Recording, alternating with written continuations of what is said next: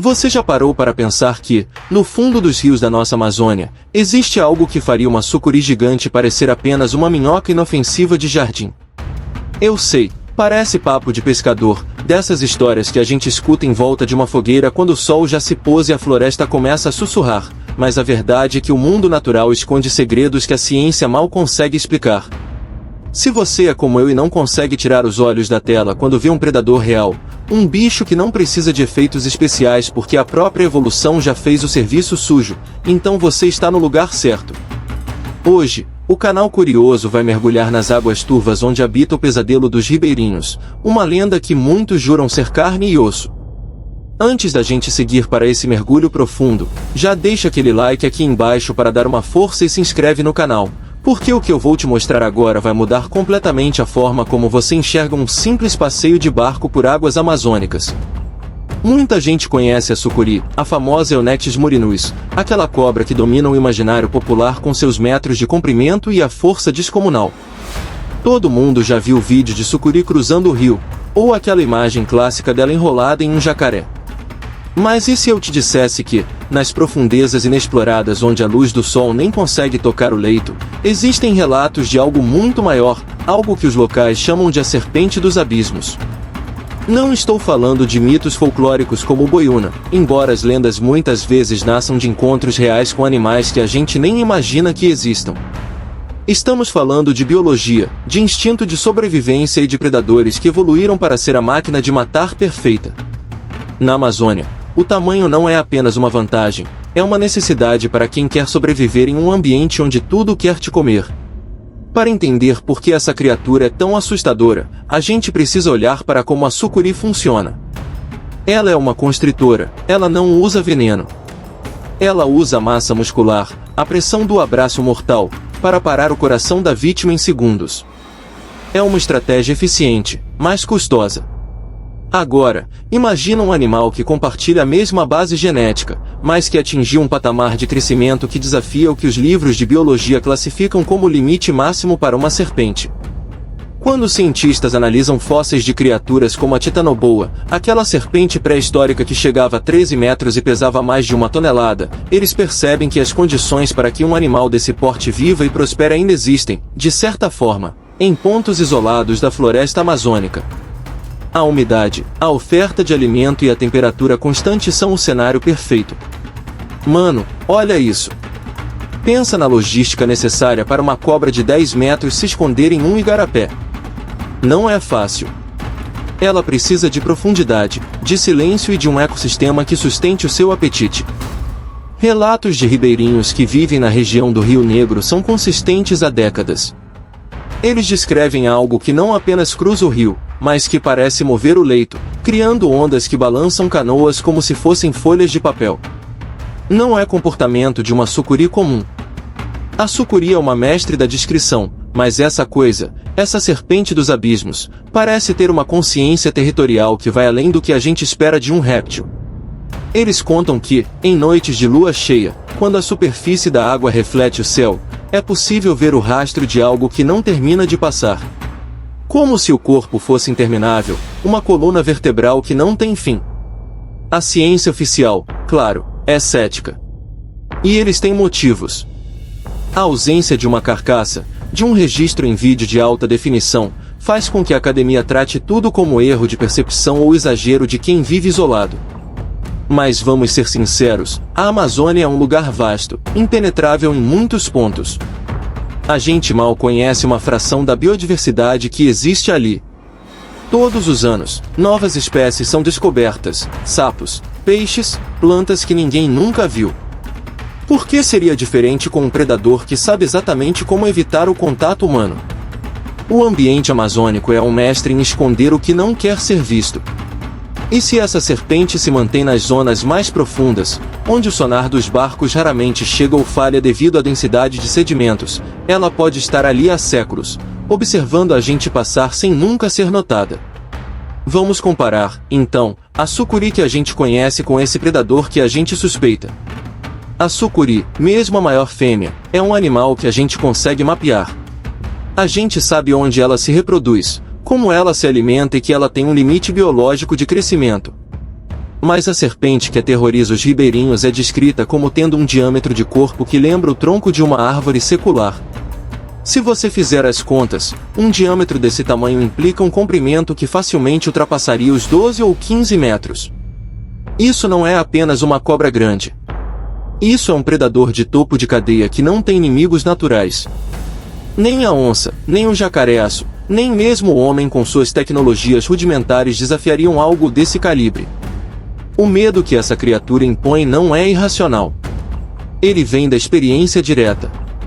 Já ouvi relatos de pescadores experientes que viram o rio ferver sem explicação nenhuma. E não é cardume de piranha, não é peixe tentando fugir de barco. É algo que empurra a água para cima, uma pressão hidrostática que só um corpo colossal seria capaz de gerar. Quando eles descrevem a cor da pele, não é o verde-oliva padrão da sucuri. Eles falam de tons escuros, quase negros, com manchas que se camuflam perfeitamente na água lodosa.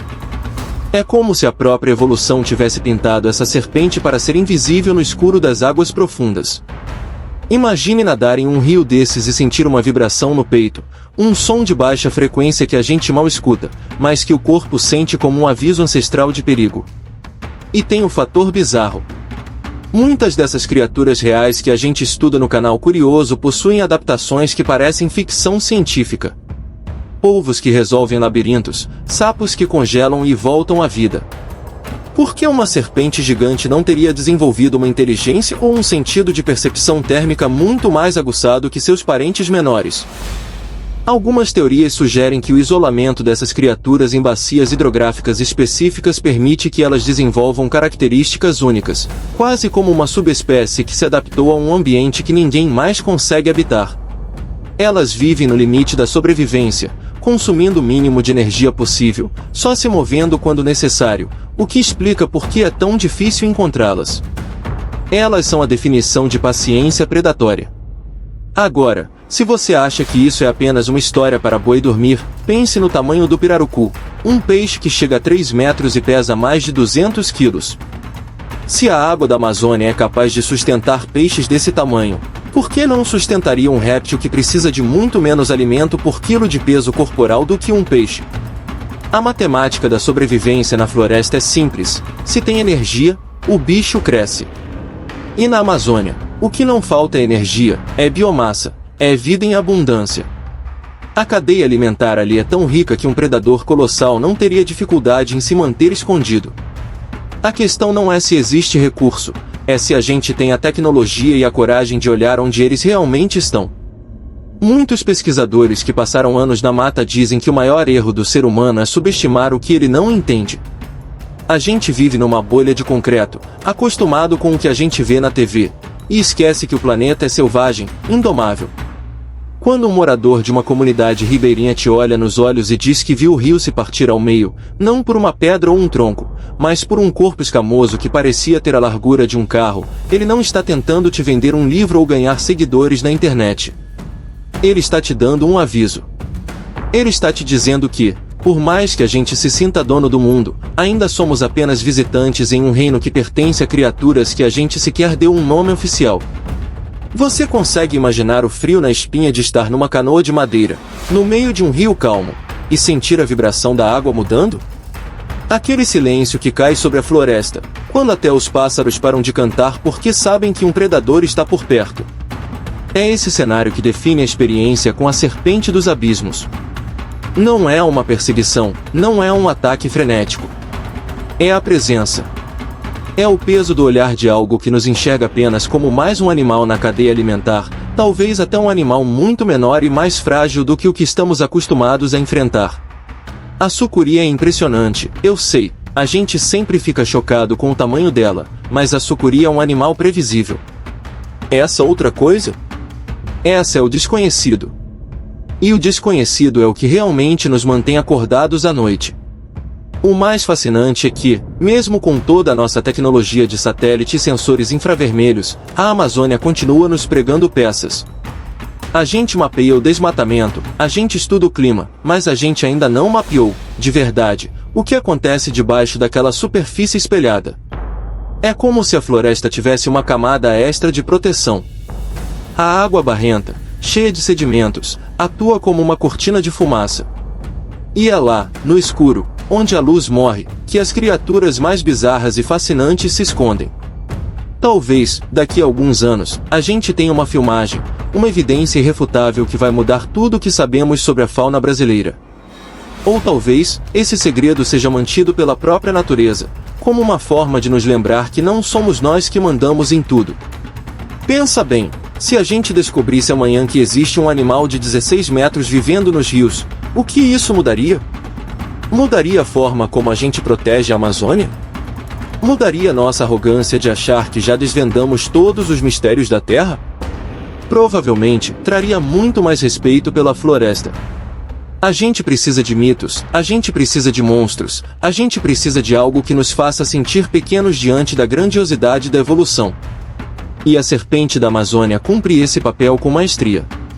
Ela nos lembra que, por trás da fachada de natureza linda e preservada, existe um lado selvagem, brutal e imensamente maior do que qualquer coisa que a gente possa fabricar em laboratório. É um choque de realidade que a gente precisa levar de vez em quando. A cada mergulho que a gente dá nesse assunto, eu fico mais convencido de que o nosso planeta ainda é um lugar selvagem. A gente se acostumou com o conforto, com a ideia de que o perigo está sempre longe, em outro continente ou em filmes de terror. Mas o perigo, a grandiosidade, a bizarrice da natureza estão aqui, na nossa casa, no nosso território, fluindo rio abaixo enquanto a gente dorme. É empolgante, não é? Saber que, enquanto discutimos trivialidades, algo gigantesco, algo que desafia nossa compreensão, pode estar nadando a poucos quilômetros de distância. Isso é o que me fascina. Isso é o que me faz querer continuar procurando, pesquisando e trazendo esses fatos aqui para o canal. Porque, no final das contas, o que é a vida sem um pouco de mistério para nos instigar? Eu quero muito saber o que você pensa sobre isso. Você acha que é exagero dos ribeirinhos ou que a ciência está sendo conservadora demais sobre o que realmente existe nas profundezas da bacia amazônica? Deixa aqui nos comentários a sua opinião, e se você já ouviu alguma história parecida na sua região, conta pra gente. Eu leio todos os comentários e as melhores histórias podem virar tema de um próximo vídeo aqui no canal Curioso. Não esquece de compartilhar esse vídeo com aquele amigo que jura que sabe tudo sobre animais, mas que vai ficar de boca aberta com essa história. Vamos espalhar a curiosidade e mostrar para todo mundo que o Brasil é muito maior, e muito mais assustador, do que eles imaginam. A natureza não precisa da nossa aprovação para continuar sendo o que é. Ela não precisa ser validada por artigos científicos para existir. A serpente da Amazônia, seja lá qual for a sua real dimensão, continua lá, em algum lugar, silenciosa, paciente, esperando o momento certo para se mover sob as águas escuras. Ela é um lembrete vivo de que o mundo é vasto, que nossas certezas são frágeis e que a vida encontra caminhos para prosperar em lugares que a gente sequer ousa visitar. Ela é a lenda que se tornou fato na mente de quem teve a coragem de olhar para o fundo do rio e não desviar o olhar. A pergunta não é se ela existe.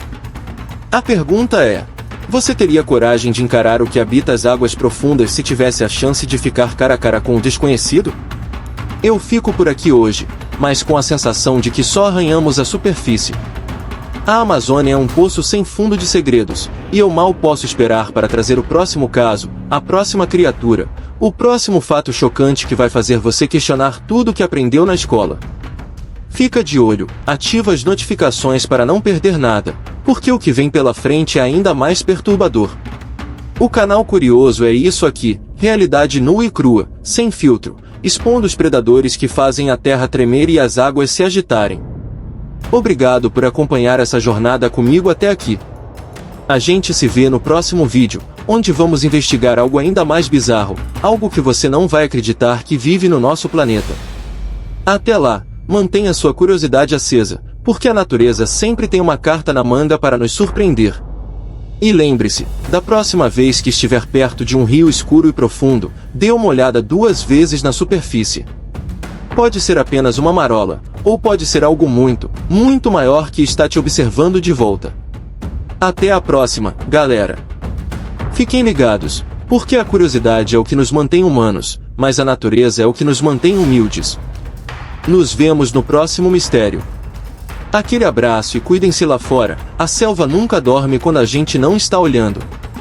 E acreditem, tem muita coisa lá fora que ainda não foi escrita nos livros, mas que certamente está deixando rastros por onde passa. Fui.